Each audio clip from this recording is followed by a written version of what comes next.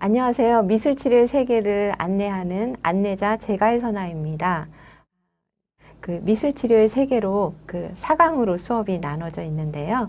1강부터 4강까지 안내를 드리고 들어가겠습니다. 자, 1강에서는요, 미술치료에서의 미술의 이해에 대한 전반적인 강의를 드릴 거고요. 또 2강에서는 미술 매체와 미술 치료에 어떤 관련된 이야기를 할 것이고요. 3강에서는 색채 심리와 미술 치료에 대해서 안내를 해드릴 것입니다. 그리고 4강에서는 미술 치료의 어떤 전반적인 이해와 또 미술 치료를 왜 해야 되는지, 미술 치료가 어떻게 활용이 되어지는지에 대해서 사례를 다루면서 마치도록 하겠습니다. 자, 그럼 이제 미술 치료의 세계로 1강부터 수업을 들어가 보도록 하겠습니다.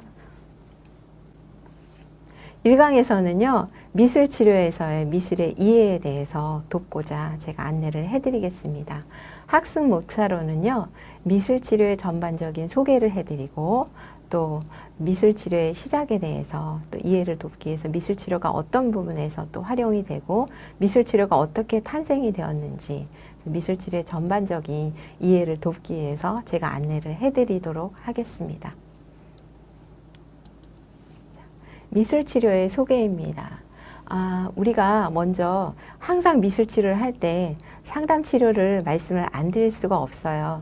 우리가 상담치료에서는 언어를 활용해서 또 내담자들의 마음을 바꿔주고 또 내담자들의 약한 마음을 또 치료적으로 도와서 그 자아를 또 강하게 하고 또 현실 능력이 있도록 또 돕기도 하거든요.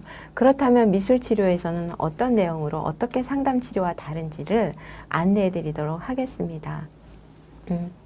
우리가 보통 상담치료, 심리치료를 받는 이유는 보통 대인관계가 잘 안 되고 대인관계에 어려움이 있기 때문에 대인관계를 확장시키려고 또 다른 사람과 어떻게 관계를 맺고 그래서 내가 다른 사람을 또 신뢰하고 어떻게 세상을 살아가는지 그래서 그 부분에서 대인관계의 확장을 위해서 또 우리가 심리치료를 하게 되고요. 또 한 부분에는 현실적인 거 우리가 보통 현실이라는 것을 보통 알고 있지만 보통 내담자들은 또 어떤 심리적인 고통은 과거에 매여 있어서 그 현재를 살지 못하거나 아니면 너무 미래에 가 있어서 어떤 부정적인 예측을 가지고 불안을 가지고 세상을 살아가게 되기 때문에 우리가 그 어떤 심리적인 어려움을 겪는다고 저는 생각을 하고 있습니다. 그래서 그 현실을 살아가도록 또 현실을 살아가면서 지금 현실에서 어떻게 적응을 해야 되는지 그리고 또한 이 지금 현실의 문제를 해결하기 위해서 그 문제 해결력을 또 돕기 위해서 우리가 그 심리치료를 하고 있습니다. 그래서 제가 볼 때는 그 두 가지인 것 같아요. 전반적으로 대인관계 측면과 또 현실 적응을 위해서 그 심리치료를 받는다고 생각을 하고 있고요. 그래서 그렇다면 미술치료에서도 어떻게 상담과 다르게 그 미술치료로 또 이 어려운 심리를 도와줄 수 있는지를 말씀을 드리겠습니다. 미술치료에서는요, 미술 매체가 있고요. 미술 기법이 있습니다. 그래서 보통 어려움을 갖고 있는 마음이 어려운 내담자들은 보통 정신이 분열되거나 또 그것을 감당하지 못해서 회피하거나 그 두려움을 가지고 있습니다. 그래서 미술치료에서는 그 기법과 또 매체를 가지고 통합을 하는 그 작품을 실현하는 그 과정 속에서 작품을 완성시키고 그러면서 이제 통합이라는 언어를 사용할 수 있을 것 같아요.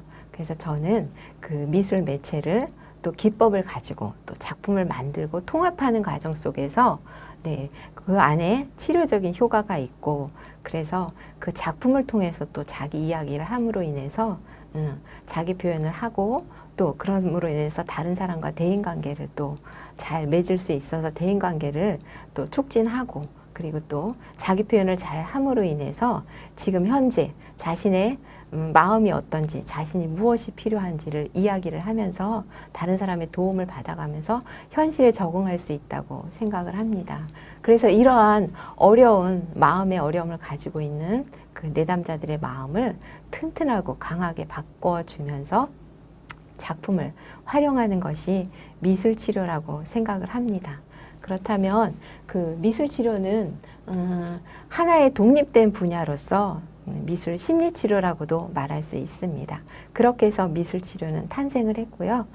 그리고 전반에도 말씀을 드렸지만 미술 치료는 사고 능력이 약한 사람들을 미술 치료에서는 포함하게 되어서 치료 대상자들이 확장이 됐다고 말씀을 드리는데요.